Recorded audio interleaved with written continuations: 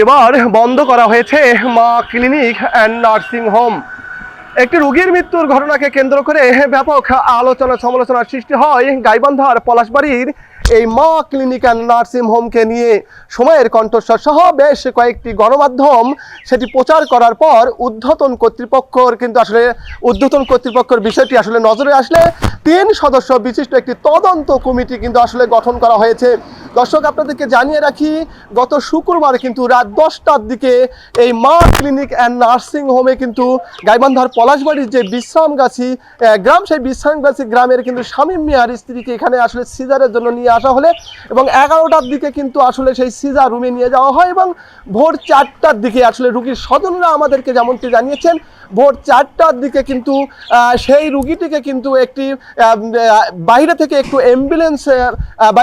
Ambulance নিয়ে এসে কিন্তু সেই রুগীকে যখন রংপুরে নিয়ে যাওয়ার চেষ্টা করে এবং সাথে সাথে কিন্তু রুগীর লোকজন সেই বিষয়টি আসলে টের পাওয়ার পর এবং তাৎক্ষণিক কিন্তু দেখে যে সেই রুগীটি কিন্তু আসলে মৃত্যুর কোলে আসলে কিন্তু ঢলে পড়েছে এবং তাৎক্ষণিকভাবে কিন্তু ব্যাপক এই বিষয়টিকে নিয়ে ব্যাপক আলোচনার সমালোচনার সৃষ্টি হয় এবং এই সময়ের কণ্ঠস্বর সহ বিভিন্ন গণমাধ্যম কিন্তু এই বিষয়টি ফলো করে প্রচার করে এবং তারপরে কিন্তু এই জেলা সিভিল সার্জন অফিস থেকে 3 সদস্য বিশিষ্ট একটি তদন্ত কমিটি গঠন করা হয়। যে তদন্ত কমিটি কিন্তু ইতিমধ্যেই তাদের যে তদন্ত কাজ সেটি কিন্তু আসলে শুরু করেছে এবং আমরা কিন্তু কথা বলেছি জেলা সিভিল সার্জন অফিসারের সঙ্গে।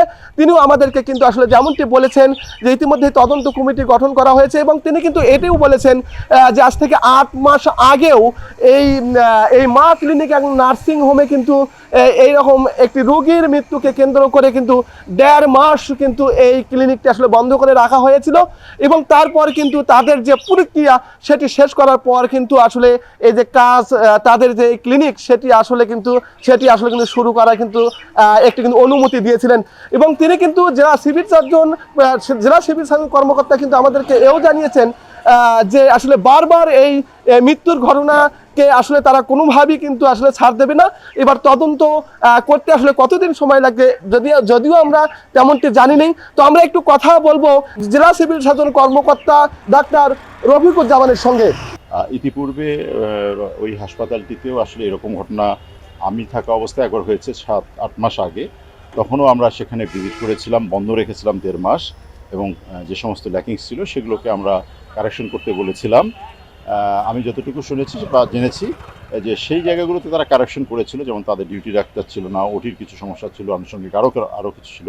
সেগুলো কারেকশন করার ভিত্তিতে আমরা আসলে তাদেরকে আবার কার্যকর কাজ করার কথা বলেছি, যেহেতু তাদের রেজিস্ট্রেশনও আছে। তো কিন্তু আসলে যখন আমরা ভিজিট করি দেখি তখন এক রকমের থাকে, কিন্তু এই যে 5 মাস সময় গিয়েছে, তাদের যে ডিউটি ডাক্তার তারা রিক্রুট করেছিল, আমার যতটুকু মনে হয় হয়তো তারা করেছে অপারেশনটা বা অপারেশনের জন্য হয়তো তারা ইনভলভ ছিল। কী ঘটনা ঘটেছে এটা এই মুহূর্তে তো আমি ক্লিয়ার কাট বলতে পারবো না। আমি গতকালকেই একটা তদন্ত কমিটি করে দিয়েছি, যেখানে আমাদের 3টা ডিসিপ্লিনারি লোক আছে, গাইনি আছেন, সার্জারি আছেন একজন এবং অ্যানেস্থেশিয়ার একজন আছেন। পাশাপাশি ওখানকার ইউএচএফকেও তিনি সহায়তা করবেন বিষয়টা। তো ব্যাপারটাকে আসলে আমরা আর কোনোভাবেই ছেড়ে দিতে চাই না। এখন যদি আমরা দেখি যে কারো কোনো গাফিলতি আছে এবং যারাই ইনভলভ থাকবে তাদের ব্যাপারে আসলে সম্যক ব্যবস্থা নেওয়ার জন্য আমরা সুপারিশ করব। আর এ বিষয়ে আমাদের ঊর্ধ্বতন কর্তৃপক্ষের সঙ্গে সবসময় যোগাযোগ হচ্ছে।